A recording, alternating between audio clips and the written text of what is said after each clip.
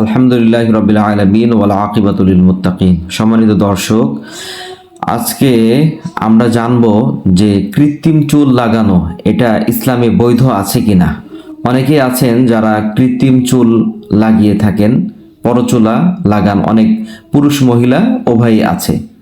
তো আজকে জানার চেষ্টা করবো ইনশাআল্লাহ যে এটা ইসলামে বৈধ আছে কিনা। রাসূলুল্লাহ সাল্লাল্লাহু আলাইহি ওয়াসাল্লামের একটি হাদিস দিয়ে শুরু করি।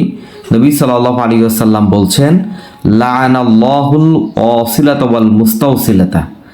নবী বলেছেন, যে ব্যক্তি চুল লাগায় এবং যে লাগিয়ে দেয়, উভয়ের উপরেই আল্লাহ তাআলার লানত রয়েছে।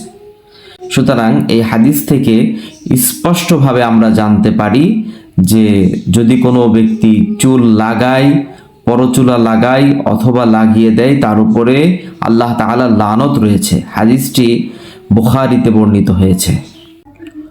তবে যদি কোনো ব্যক্তি কোনো মানুষের চুল, ব্যবহৃত চুল যদি না লাগায়, তাহলে সেক্ষেত্রে যদি সেটা পশমের চুল হয় অথবা রেশমের বা অন্য কোনো চুল হয়, তাহলে পারে সেটা বৈধ রয়েছে।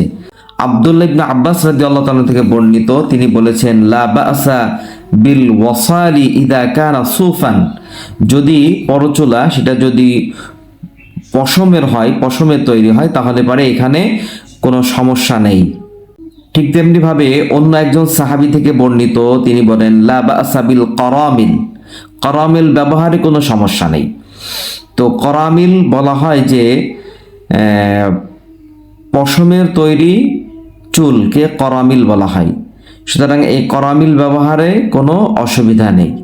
সুতরাং যদি কোনো ব্যক্তি মানুষের যে চুল, যেটাকে আমরা ফেলে দিই, অনেক সময় এগুলাকে বিক্রি হয়, বিক্রি করে দেয়, তো এই চুলগুলা নিয়ে যে আবার ওরা প্রসেসিং করে অন্যকে ব্যবহারের জন্য উপযুক্ত করে, তো এই চুল ব্যবহার করা ইসলামে শরীয়তে বৈধ নয়। তথাপি যদি কোনো ব্যক্তি ধোঁকা দেওয়ার জন্য এ ধরনের আশ্রয় নেয়, যে চুল পেকে গেছে অথবা মাথায় চুল নেই, মানুষকে ধোঁকা দেওয়ার জন্য এই কাজটা করছে, পরচুলা ব্যবহার করছে, লাগাচ্ছে, তাহলে পারে অবশ্যই এটা ইসলামে বৈধ নয়।